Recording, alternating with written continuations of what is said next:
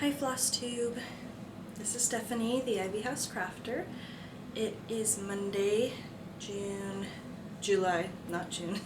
It's Monday, July 15th, and this is my Flosstube number 60.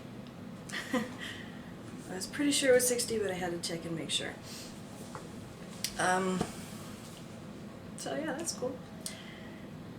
Thank you so much to everybody who watched my previous video and commented. It was where I shared that my aunt had passed away, and I spent quite some time talking about her and what an amazing person she is. So thank you to everybody who offered comfort and support and thoughts and prayers. It's very much appreciated. It's still hard when I think about her, and of course it's going to be, but I am feeling a lot better, and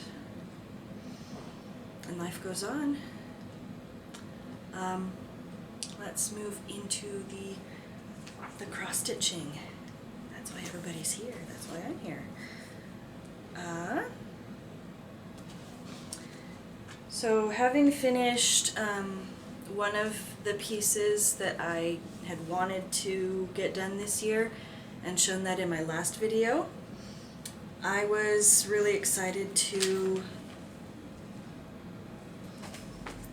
get out another one that only needs a bit more work. If I can get the pattern out properly. I have like 3 patterns or 3 projects in this bag. You'd think I don't have enough project bags, and it's not even a big bag. Turn that over, maybe that'll help.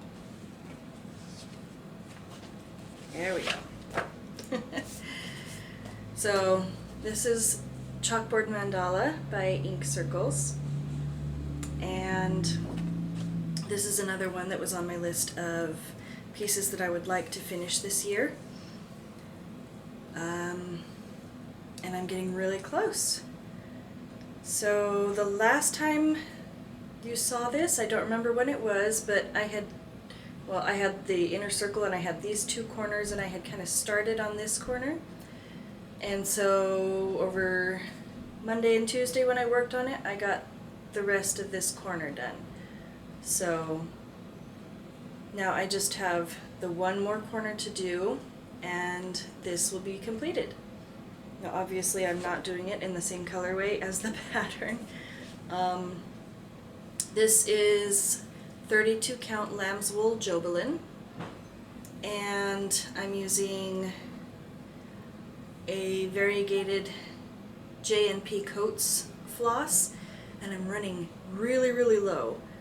I don't think that I'll be able to finish this with what I have, so I'm probably going to have to buy,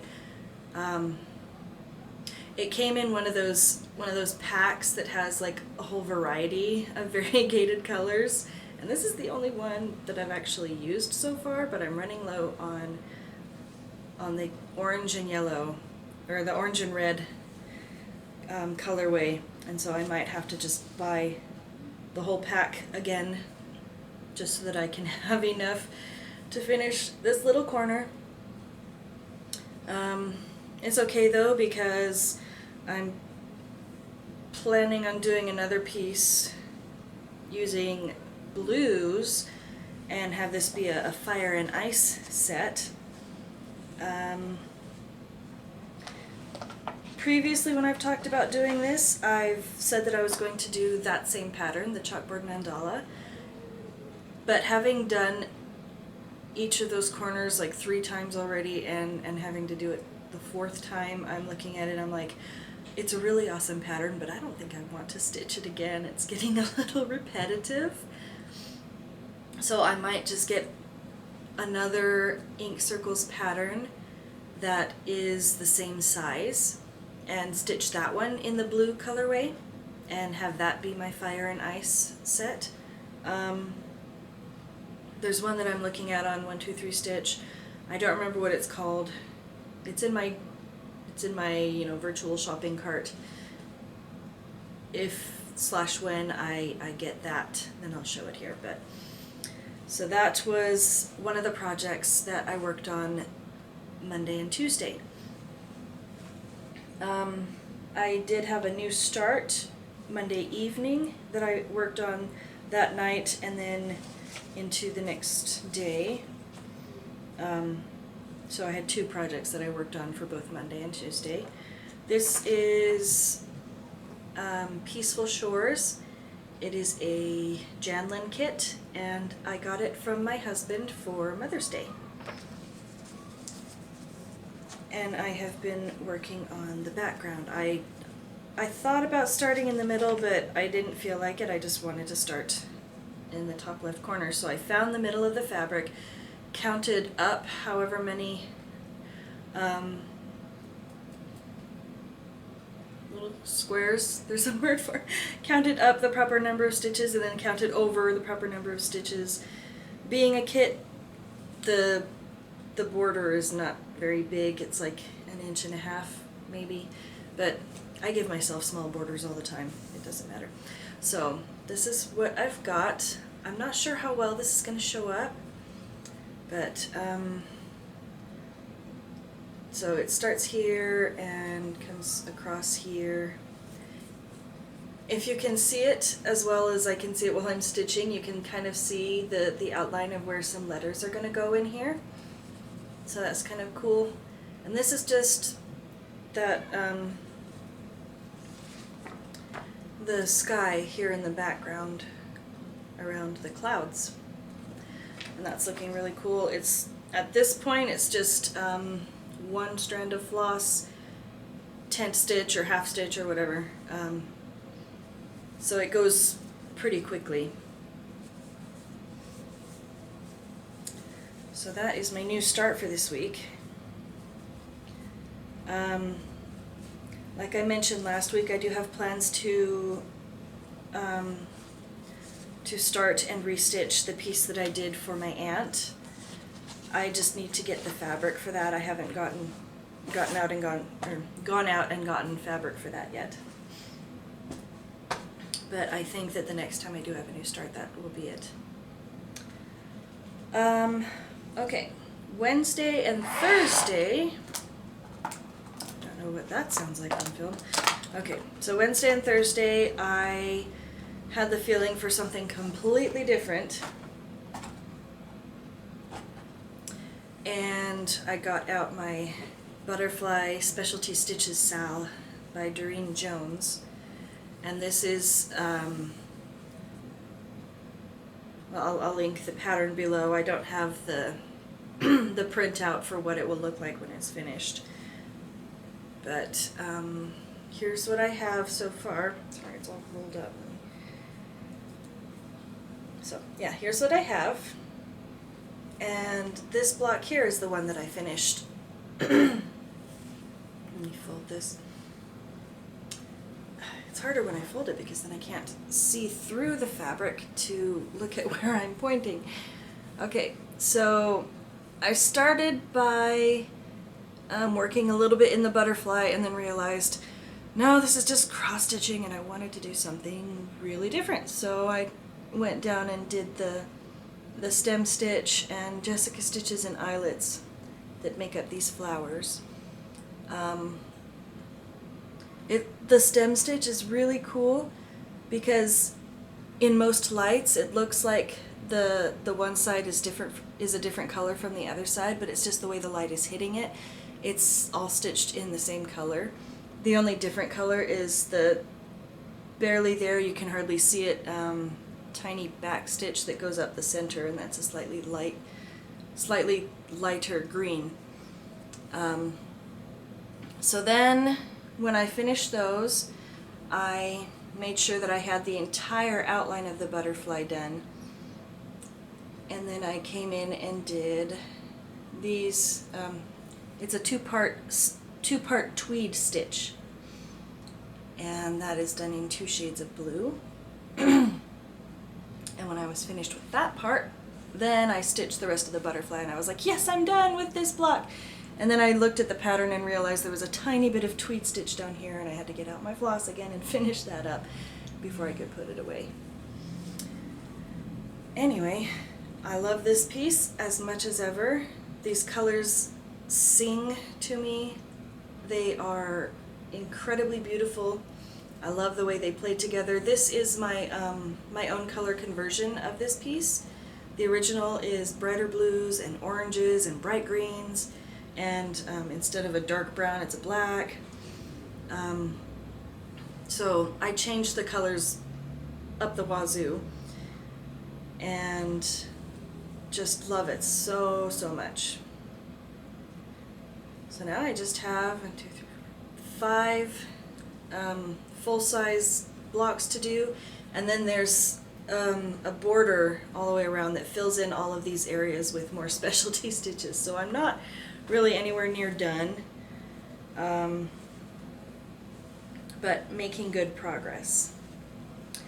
And I keep this one rolled up, where most of my pieces I fold and put in project bags, but I keep this one rolled up so that I don't mess up my stitches, because they're special. Okay. Friday, my daughter Audrey, she's been on here before, you've seen her. She's 9. No, 8, 9. Yeah, she's 9. She's almost 10. She has been growing a zucchini plant from seed just over the past few weeks, and pestered me enough to finally get outside and get it planted in some real soil so that it can grow and flourish and give us zucchini. I know it's really late in the season for that, even for Utah, but we do things at our own pace here. So I went out to our garden area just to kind of take a look at it and see what would need to be done to make room for this little plant. And when I say make room, I'm not saying look at the abundance of plants that I already have planted and see where I can put it. No, it was look at the abundance of weeds and see where I can clear out a space for it, and I determined pretty much right away that would be hopeless. There is a tie-in to the whole crafting thing, so I'm getting to it. This is kind of a life update stuck in the middle. Sorry for that, for those who don't enjoy that. But so I decided we would try our hand at container gardening, went to the store, got some soil mix and a couple containers, big flat things. And I went ahead and got a tomato plant and a pepper plant as well, because if you're going to plant one thing, why not plant a couple more? And I love tomatoes and peppers. Anyway, we got back and I had to poke holes in the bottom of the containers because they weren't actually planters and they needed to be able to drain. My 2 daughters and I, because when we got home, my older daughter wanted to be involved as well, which is awesome. She doesn't always want to be involved in things, so I was glad she put on her gardening gloves and came out to help. So we filled the containers with soil, and we added plant food that's like specifically for vegetables as well as flowers, and we planted her zucchini in one container because those plants like to spread out, and we planted the tomato and the pepper in the other, and it's really cool. It's going to be sweet bell pepper, but it's going to be purple peppers. How fun is that? Maybe we shall pickle them and then we shall have purple pickled peppers.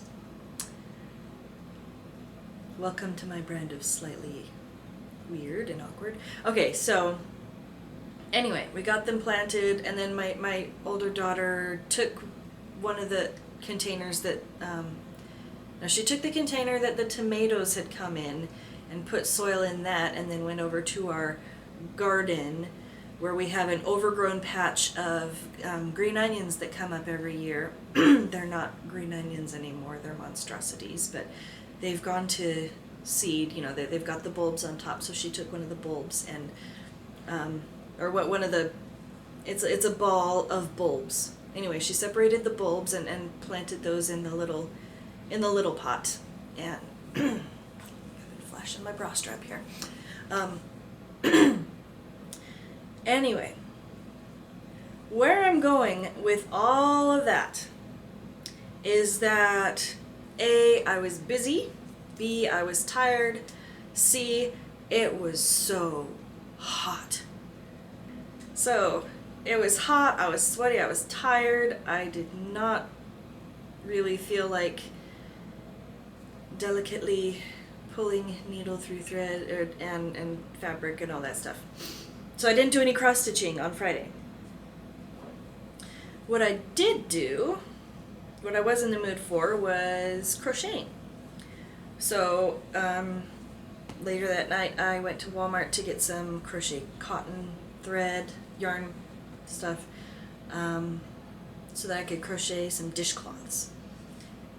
And I'm actually going to grab the yarn that I bought really quick.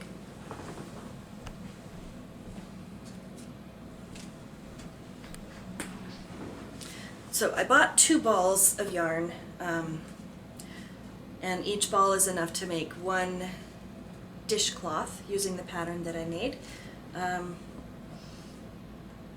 And so on Friday, because I was too hot and tired and exhausted and just done to cross stitch, I crocheted the first half of a dishcloth, and then I finished it on Saturday.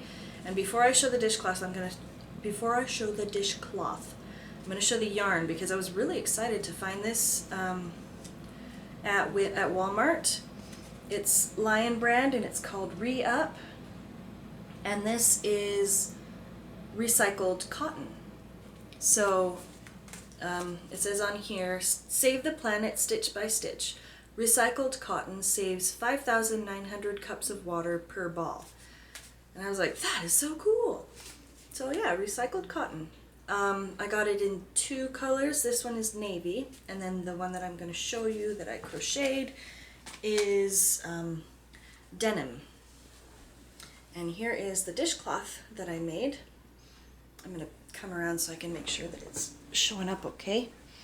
The texture is kind of, yeah, there we go. That's upside down. It doesn't matter, it's a dishcloth, but that is what the stitch looks like.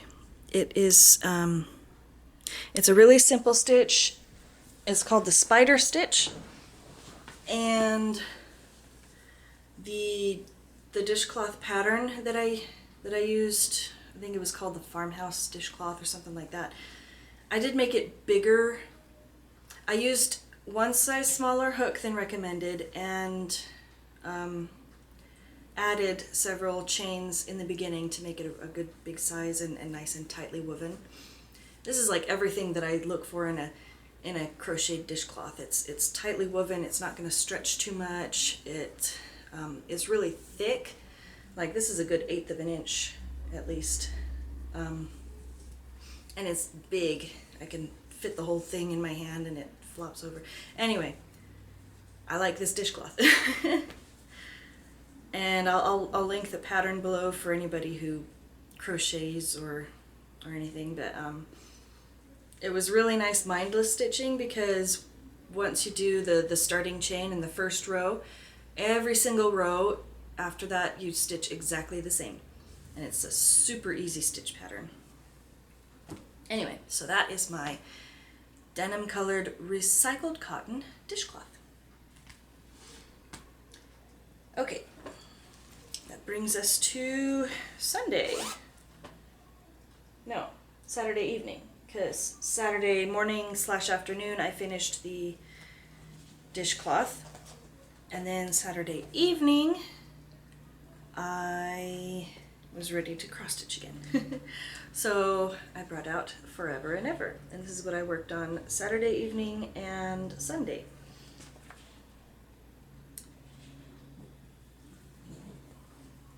So here is what I have so far. And what I did was there was one color of green that was missing from this and down into the leaf and down here. So I finished this portion, just the one dark green color. It wasn't very much. And then I put in what is going to be the female cardinal. This is all of the stitches of this particular brown color. And then there's going to be some red and some sort of light tan color and some black and orange and stuff. So you can see really well what the cardinal is going to look like. So I'm really excited to have started on the bird. It's really pretty, and this is just really, really nice. I'll be showing that again in just a little while. I have to show the back, but it goes with something else. Because I'm not the only one that's been stitching this week. Audrey and my husband Jeff have both been doing some stitching.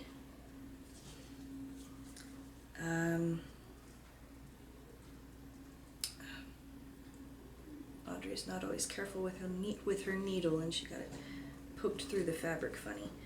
So I have to de-poke it before I can... That's good enough. Okay. So this is her little collection of food items that she has done. There's her cake and her, what is that? Sushi and orange juice and onigiri. And she has started working on this, what's going to be a chocolate chip cookie. So it doesn't look like much now, but it will. Anyway, she's really excited. Every time she picks up her cross stitch, she thinks it's just so much fun. But I think she's pretty sold on just doing little teeny tiny motifs because they don't take a very long time. And all of these are out of this book that I got it on Amazon. Mega Mini Cross Stitch by Makoto Ozu.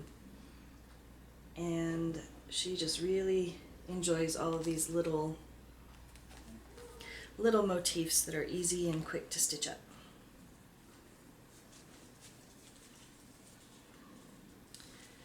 Alright, so that was Audrey's cross stitch. And my husband Jeff has been working on his monkey. And he is now calling it his fudge monkey because apparently he made some sort of mistake down in this area and has decided to fudge it instead of frog it because that would be just overwhelming for him because this is his first cross stitch project, and yeah, he just not really capable of of undoing all of the stuff. So here is where he's at so far. This is my hubby's fudge monkey. He loves monkeys. And this is just a little chart that I put together for him. At some point when I get around to it, I'm going to finalize the colors and put it in my Etsy shop just because, you know, it's cute and it's good for beginners. So the reason that I mentioned showing the back of my other piece, so this is one that I was working on while Jeff was working on this, and he was talking about how messy his back was and how hard it was to see and like where he was going to put his stitches. Anyway, he was complaining because his back was messy, and I was like, see, the good thing is nobody sees your back.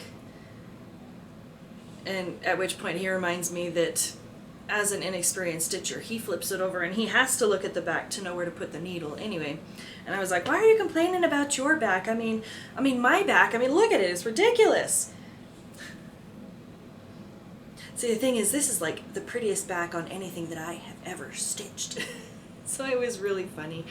I was like, see, look, my back is terrible. Look at how awful that looks. And he's just looking at me like, anyway. So yeah, hubby's fudge monkey. And he was so concerned about getting to like this part where he has to go straight up instead of straight across, and it's fun looking at how someone who's never cross-stitched or hand sewn or done anything like that, he's sewn a button on, that kind of thing, but even that he kind of does. It's a little messy, but it's interesting seeing his mind work to grasp things that, as a more experienced cross-stitcher, just come completely naturally to me, and I don't even think about. Anyway, it's fun that he is,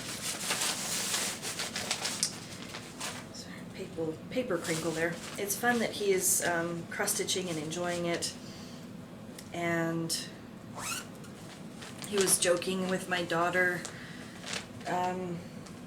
or she was joking with him. They were joking with each other because he had some stitches he had to pick out, and Audrey was telling him, "You're frogging." He's like, "No, it's not a frog, it's a monkey." "No, that's just what you call it when you take the stitches out. You're frogging that." "But I don't see a frog, I see a monkey. I'm monkeying." "Well, I'm unmonkeying." Anyway, I think what I'm doing right now is just kind of blabbering randomness, which means it's about time for me to finish up the video and say, see you next week. So, that's what I'm going to do. Have a wonderful stitching week. I'll see you with my next update, and happy stitching.